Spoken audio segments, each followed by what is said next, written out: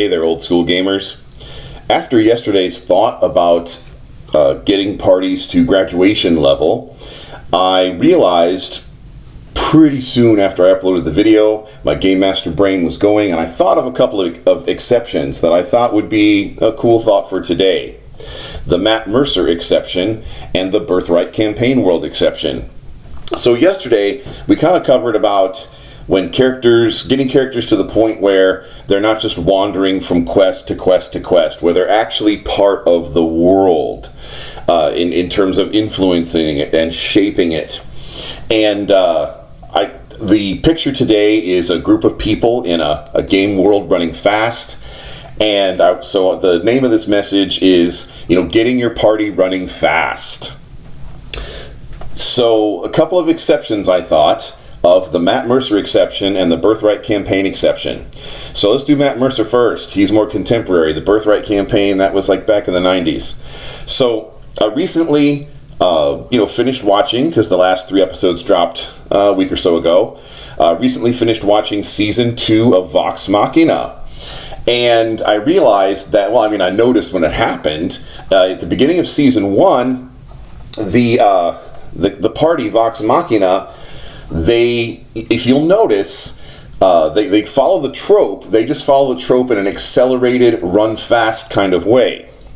So at the beginning of the first episode, they don't have the reputation. They like to drink there's that bar brawl. There's the implication that bar brawl kind of thing happens a lot.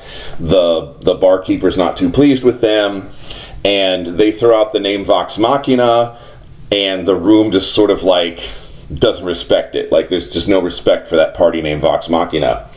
But soon, so in desperation, they look for the job, and they get, hired to go after this beastie that turns out to be a blue dragon. And then it turns out later on to not just be any blue dragon, but it was the blue dragon representative of the Chroma Conclave. So when the Chroma Conclave shows up in the next season, they're missing the color blue, because the blue was, taken care of in the first season. But they were hired by, a king, the government, and the king's, military leader, who's actually the blue dragon in disguise, is right there. And the later on, that character, the blue dragon disguised as the military leader, he confesses that he pushed to get him hired because they were loser nobodies, or at least they were perceived to be a party of loser nobodies.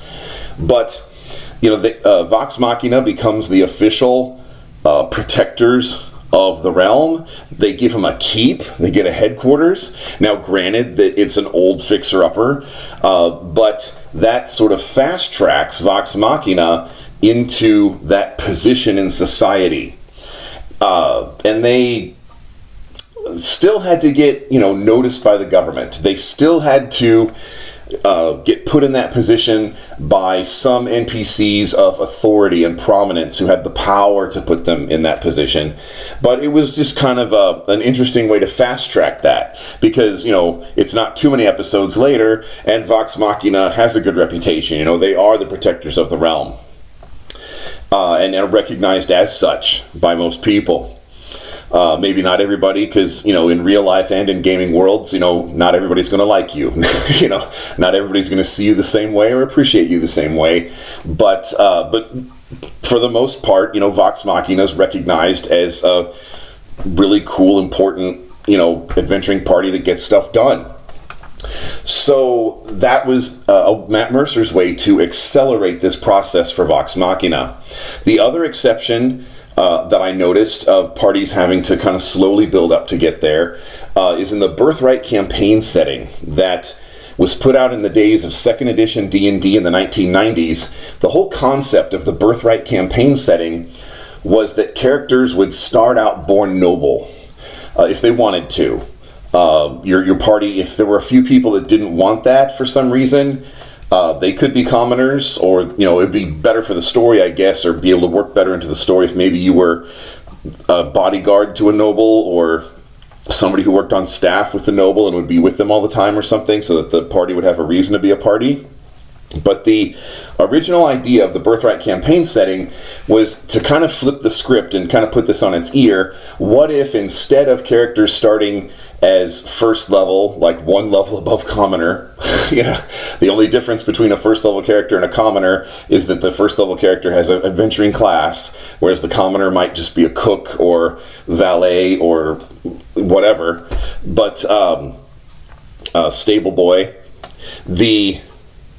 So the characters then, in a Birthright campaign setting, they start out as like silver spoon kids. They start out privileged. They start out born with noble blood. So at first level, you're already involved in court politics. At first level, you might already be sent on a mission by your noble-blooded parents to go smooth over some diplomatic thing with the little fiefdom next door.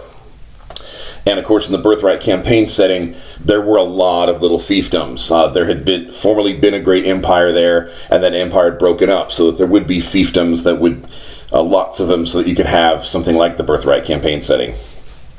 But those are a couple of exceptions that I thought of.